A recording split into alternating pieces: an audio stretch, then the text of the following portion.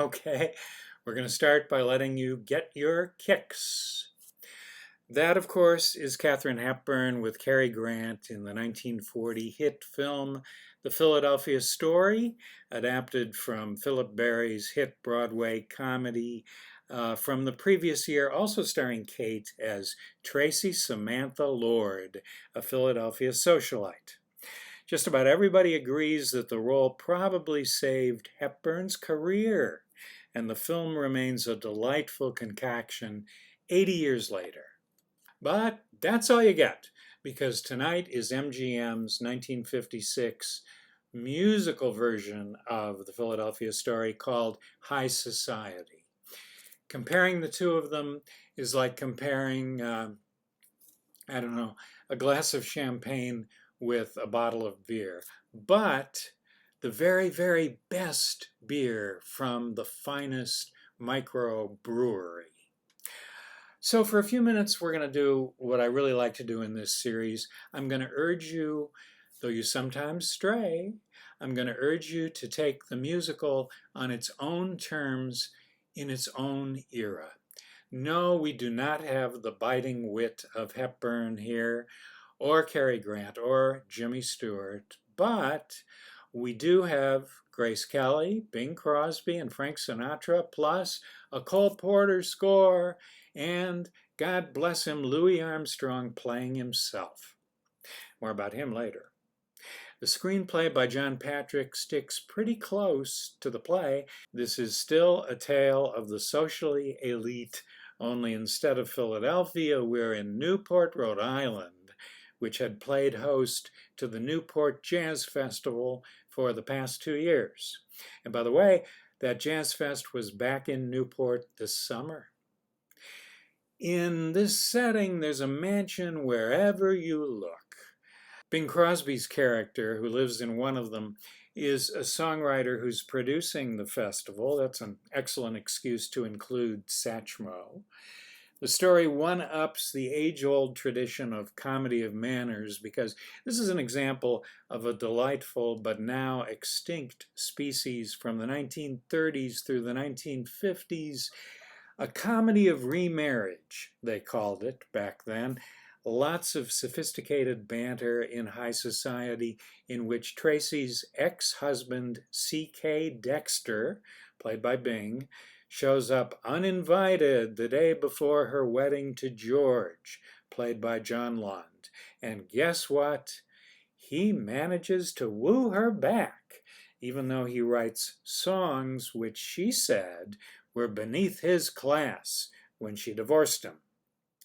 Frank Sinatra and Celeste Holm play a reporter and photographer assigned to cover these high-profile nuptials, and Grace is torn among Bing and Frank and the man she's supposed to be marrying the next day. As noted, she chooses correctly. This was an expensive, very glossy film. When you watch it, you're going to hear a 5-minute overture that was actually played in movie theaters. Very rare. You're going to enjoy splendid writing by Cole Porter, then 63, not long before his health began to fail.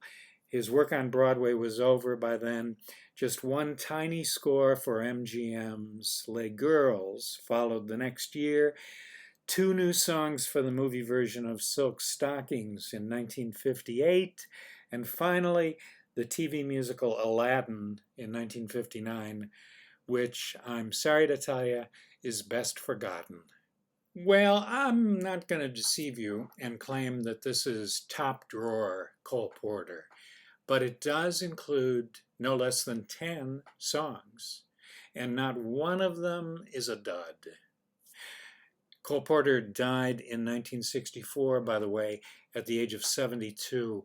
Writing songs, he said, gives me the pleasure in my life, and it's palpable. So can I tell you about my 3 favorite musical moments in high society? Okay, that's what I'm going to do. There's the Frank and Bing duet. Their first ever on screen. It's Well Did You Ever? a recycled Porter song from 1939 that comments on the pretensions of the rich. But there are some new lyrics, including a few lines that reveal the friendly rivalry between those two singers. Frank, you know, was a very hip 40 at the time. Bing was 53. And those 13 years meant that he came of age in an earlier era, and a very different era. Frank sings, "Don't dig that kind of crooning, chum." But Bing gets in his own jab. "You must be one of the newer fellows." Tie score. And then there's the waltz, True Love, a flashback as Bing and Grace recall the happiness of their honeymoon on a yacht, of course. I love the lyric for the bridge leading into the final 8 bars. It goes, "For you and I have a guardian angel on high, with nothing to do but to give to you and to give to me love forever true." The song is so unlike Cole Porter in its emotional vulnerability, but it became his biggest movie hit and his last one. It remained on the hit parade for 22 weeks while Elvis was storming the gates. Max Dreyfus, the most discriminating music publisher for stage and screen, a man who handled Jerome Kern's music for his entire career, wrote this to Cole Porter. "In all my 60 years of music publishing," he writes, "nothing has given me more personal pleasure than the extraordinary success of True Love.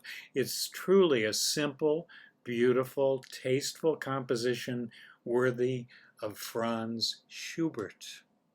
How about that? By the way, if you want to hear how adaptable this song can be, check out Patsy Cline's terrific cover recording.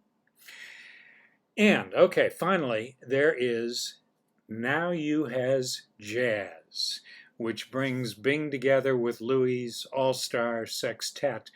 But you know what? I think this is kind of a multi-layered experience. For one thing, it reminds us that Bing started out as a jazz singer, and he and Satchmo were good friends off-screen, so the song really sizzles. And then you've got Louis playing himself. What's fun is that he functions as a kind of Greek chorus leading a Porter Calypso that opens the film and tells us what's going to happen, and Louis even gets the last line of dialogue. And he bends Porter's lyrics with relish. He goes, "High society." I just love that. But what's curious is that we see comparatively little of him in this film. How come? Well, white privilege is an idea that we've talked a lot about in this series. And white privilege is, of course, the essence of high society. As Bosley Crowther wrote in the New York Times back in 1956, we see the privileged class enjoying its privileges. I think it's fine that Louis should entertain us in songs, but the thing is, I want more. And in 1956 America, that just was not going to happen. And yet, Louis Armstrong is, for me, the thematic center of this film. Why? Because high society has something to say that has nothing to do with money or classism. It's about being cool or not being cool. In 1956, jazz was still in the center of our pop culture, and Louis Armstrong defines coolness. I mean, let's go right down the line. Louis tells us that Tracy's fiance, George, is a square, and he sure is right about that. Bing's character is cool. Frank's character is pretty cool, although he has to grow up towards the end of the film. And that's true for Grace Kelly as well, because coolness is ultimately about love, which Louis Armstrong personified. and Tracy Samantha Lord has got to learn about it. Off screen, of course, she lived it. This was her final appearance as an actor. She soon married Prince Rainier of Monaco, becoming Princess Grace, and they were together for 26 years until she died in a car accident at just 52. So High Society is much more than a second-rate Philadelphia story. It just has to be taken on its own terms, and it really gets there thanks to the presence of Louis Armstrong. I, for one, would just love to dive into that swimming pool. I'm Bill Rudman from the Musical Theater Project.